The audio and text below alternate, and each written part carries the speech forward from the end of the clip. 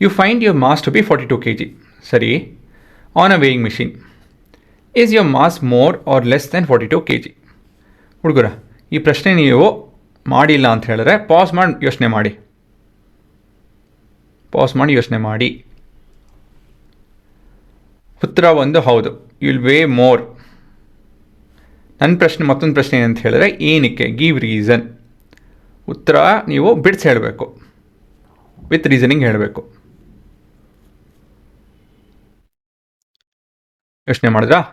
ಒಂದೇನಂತ ಹೇಳಿದ್ರೆ we are on the surface of the earth. ಭೂಮಿ ಮೇಲೆ ನಿಂತಿದ್ವಿ ಅಲ್ವಾ? ಭೂಮಿ ಮೇಲೆ ನಿಂತಿದ್ರೆ ಒಂದು ಫ್ರೀ ಬಾಡಿ ಡಯಾಗ್ರಾಮ್ ಬಿಡ್ಸ್ ಹೇಳ್ತೀನಿ ನೋಡಿ. ಇದು ನೀವು, ನಿಮ್ಮನ್ನ ಭೂಮಿ ಕೆಳಗೆ ಎಳಿತಾ ಇದೆ ಅಲ್ವಾ? ಅದು ಬಿಟ್ಟು ಏನಾಗ್ತಾಯಿದೆ, ಅದು ಬಿಟ್ಟು ನೀವು ಗಾಳಿಯಲ್ಲಿದ್ದೀರಾ. You are in a fluid and that is air in this case ಅಲ್ವಾ? ಗಾಳಿಯಲ್ಲಿದ್ದೀರಾ, ಅದೊಂದು ಫ್ಲೂಯಿಡಲ್ಲಿ ಒಂದು ಆಬ್ಜೆಕ್ಟ್ ಇದ್ದರೆ ಏನಾಗುತ್ತೆ, that will experience upward force, buoyant force. ಈ ಬಾಯಂಟ್ ಫೋರ್ಸ್ ಅದನ್ನು ನಿಮ್ಮನ್ನು ಮೇಲ್ ತಳಕ್ಕೆ ಶುರು ಮಾಡುತ್ತೆ. ಹಾಗಾಗಿ ನಿಮ್ಮ ನೆಟ್ ಫೋರ್ಸ್ ಏನಾಗುತ್ತೆ, ನಿಮ್ಮ ನೆಟ್ ಫೋರ್ಸು mg - fp ಆಗುತ್ತೆ. ಈ ತೂಕ ನೀವು ಮೆಷಿನ್ ಮೇಲೆ ಬಿಟ್ಟಾಗ ಆ ಮೆಷಿನ್ ಅದನ್ನು ಓದಿ ನಿಮ್ಮ ತೂಕಲ್ಲ ಮಾಸ್ನ ಕ್ಯಾಲ್ಕುಲೇಟ್ ಮಾಡುತ್ತೆ. ಆದರೆ ನಿಮ್ಮ net force on the weighing machine, ಈ ವೇಯಿಂಗ್ ಮಿಷಿನ್ ಮೇಲೆ ನಿಮ್ಮ ನೆಟ್ ಫೋರ್ಸು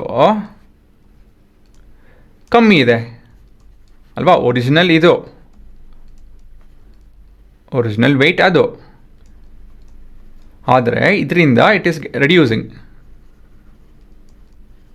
ಸರಿ ತಾನೆ? ಕಮ್ಮಿ ಇದೆ, ತೂಕ ಕಮ್ಮಿ ಇದೆ ಅಂತ ಹೇಳಿದ್ರೆ obviously less mass. As a whole it will be less mass. ಸರಿನಾ? ಒಪ್ಕೊತೀರಾ? ಕರೆಕ್ಟ್ ತಾನೆ?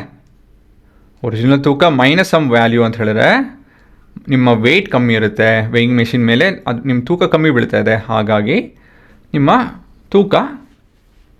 ಮಾಸ್ ಕಮ್ಮಿ ಆಗುತ್ತೆ. ನೀವೊಂದು ಎಕ್ಸ್ಪೆರಿಮೆಂಟ್ ಮಾಡ್ಬೋದು. ಏನಿಲ್ಲ, ವೇಯಿಂಗ್ ಮೆಷಿನ್ ಮೇಲೆ ಒಂದು ಕಾಲು ವೇಯಿಂಗ್ ಮೆಷಿನ್ ಮೇಲೆ ಇಡಿ, ಮತ್ತೊಂದು ಕಾಲು ಹೊರಗಡೆ ಇಡಿ, ನೋಡಿ ಏನಾಗುತ್ತೆ ಅಂಥೇಳಿ. ನಿಮ್ಮ ತೂಕ ಎಕ್ಸಾಕ್ಟಾಗಿ ಬರೋಲ್ಲ ಅದು. ಏನಕ್ಕಂತ ನೀವು ತೂಕ ಬೀಳ್ತಾ ಇಲ್ಲ. ನೀವು ತೂಕ ಅದ್ರ ಮೇಲೆ ಬಿಡ್ತು ಅಂತ ಹೇಳಿದ್ರೆ ನೀವು ಕರೆಕ್ಟಾಗಿ ಅದು ಮೆಷಿನು ನಿಮ್ಮ ವೆಯ್ಟ್ ತಿಳ್ಕೊಳುತ್ತೆ. ನಿಮ್ಮ ವೆಯ್ಟ್ ಮುಖಾಂತರ ನಿಮ್ಮ ಮಾಸ್ ಹೇಳುತ್ತೆ ಅಲ್ವಾ?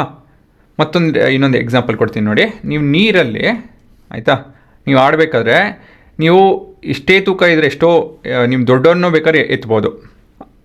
ನಿಮ್ಮ ದೊಡ್ಡವ್ರು ಬೇಡ, ಮತ್ತೊಬ್ಬ ನಿಮ್ಮ ಸ್ನೇಹಿತನ ಎತ್ಬೋದು ಅಲ್ವಾ? ನೀರಲ್ಲಿ ನೀವು ಮುಳುಗ್ತು ಅಂತ ಹೇಳಿದ್ರೆ, ನೀರಲ್ಲಿದ್ದು ನಿಮ್ಮ ಸ್ನೇಹಿತರು ಯಾರನ್ನ ಹತ್ರ ಬಂದರು ಅಂತ ಹೇಳಿದ್ರೆ ಅವ್ರನ್ನ ನೀವು ಎತ್ಬೋದು. ನೋಡಿದ್ದೀರಾ? ಇದು ಅಬ್ಸರ್ವ್ ಮಾಡಿದ್ದೀರಾ? ಏನಕ್ಕೆ ಸಾಧ್ಯ ಇದು ಅಂತ ಹೇಳಿದ್ರೆ ಬಾಯಂಟ್ ಫೋರ್ಸ್. ಸೊ ಅದೇ ಎಕ್ಸ್ಪ್ಲನೇಷನಲ್ಲಿ ನೀವು ಗಾಳಿ ಬಗ್ಗೆ ಯೋಚನೆ ಮಾಡಬೇಕು. ಅಫ್ಕೋರ್ಸ್ ಇದು ತುಂಬ ವೆರಿ ಸ್ಮಾಲ್ ವ್ಯಾಲ್ಯೂ, ಪುಟ್ಟು ವ್ಯಾಲ್ಯೂ ಇರುತ್ತೆ,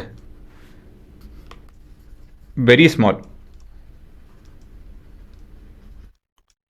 ವ್ಯಾಲ್ಯೂ ಅಲ್ವಾ? It's a small value, but ಉತ್ತರ ಏನೋ ಎಕ್ಸಾಕ್ಟ್ ವ್ಯಾಲ್ಯೂ ಅಲ್ಲ ಅಂತ ಹೇಳಿ. ಹಾಗಾಗಿ ಇಲ್ಲಿ measure less mass. Because you measure less mass, ನಿಮ್ಮ ವೇಯಿಂಗ್ ಮೆಷಿನ್ ನಿಮ್ಮ ತೂಕ ಕಮ್ಮಿ ನೋಡಿಸ್ತಿದೆ, ಹಾಗಾಗಿ ಮಾಸ್ ಕಮ್ಮಿ ನೋಡಿಸ್ತಿದೆ. ಒರಿಜಿನಲ್ ಮಾಸ್ ಏನಿರುತ್ತೆ, ಒರಿಜಿನಲ್ ಮಾಸು ಹೆಚ್ಚಿರುತ್ತೆ. That's why your mass is more. ಸರಿನಾ?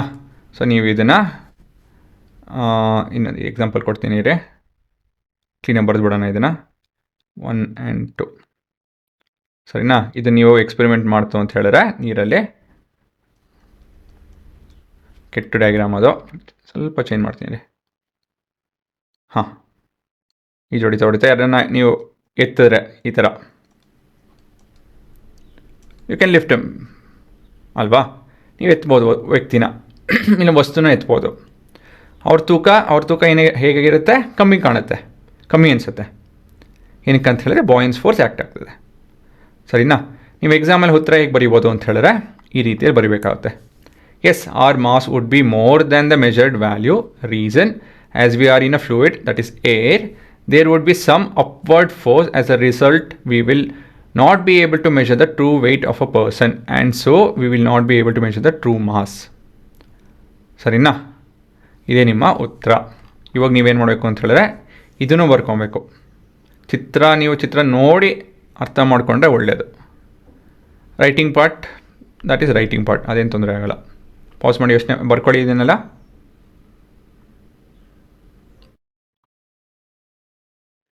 ಹಾಂ ಇದನ್ನು ಬರ್ಕೊಳ್ಳಿ.